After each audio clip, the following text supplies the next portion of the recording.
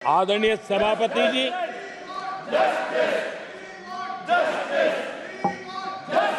आजकल sympathy gain करने का एक नई ड्रामेबाजी शुरू की गई है।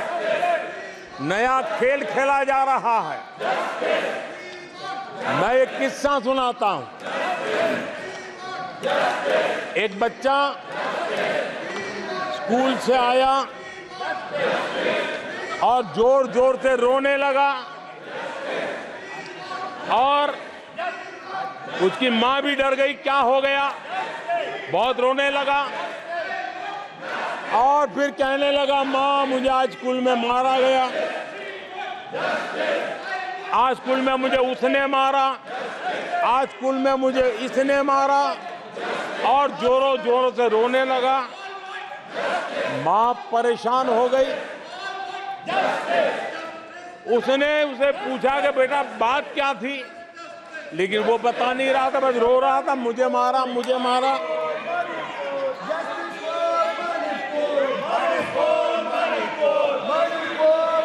बच्चा ये नहीं बता रहा था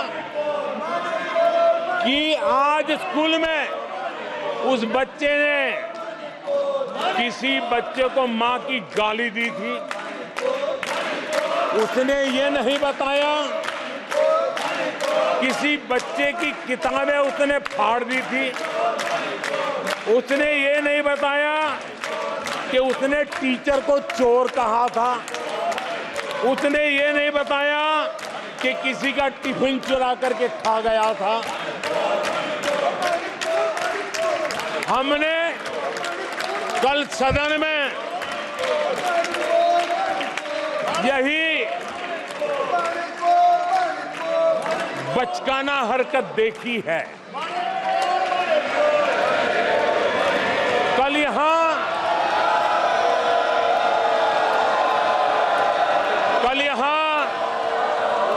बालक बुद्धि का विलाप चल रहा था। मुझे मारा गया, मुझे इसने मारा, मुझे उसने मारा, मुझे यहां मारा, मुझे वहां मारा, ये चल रहा था। आदरणीय सभापति जी, सिंपैथी हासिल करने के लिए ये नया ड्रामा चलाया गया है। लेकिन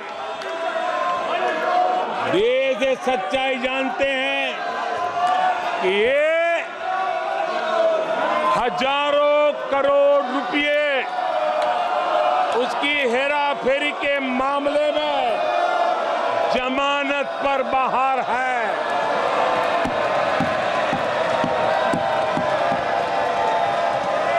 ये ओबीसी वर्ग के लोगों को चोर बताने के मामले में सजा पा चुके हैं। इनको देश की सर्वोच्च अदालत पर गैर जिम्मेदाराना बयान देने के बाद माफी मांगनी पड़ी है।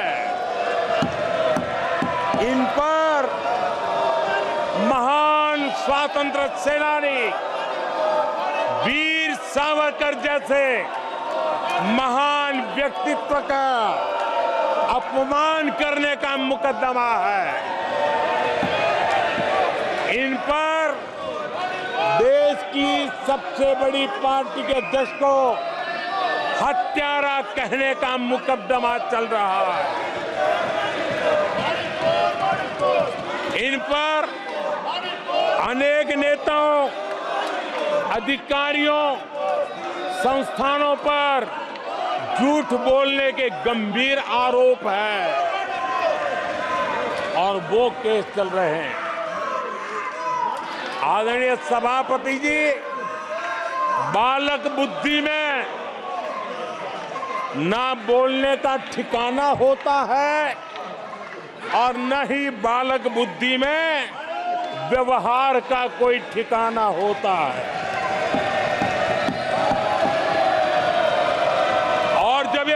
बालक बुद्धि पूरी तरह सवार हो जाती है तो सदन में भी किसी के गले पड़ जाते हैं। ये बालक बुद्धि अपनी सीमाएं खो देती है तो सदन के अंदर बैठ करके आंखें मारते हैं, आंखें मारते हैं। इनकी सच्चाई आदरणीय सभापति जी अब पूरा देश समझ गया है। इसलिए आज देश इनसे कह रहा है तुमसे नहीं हो पाएगा, तुमसे ना हो पाएगा।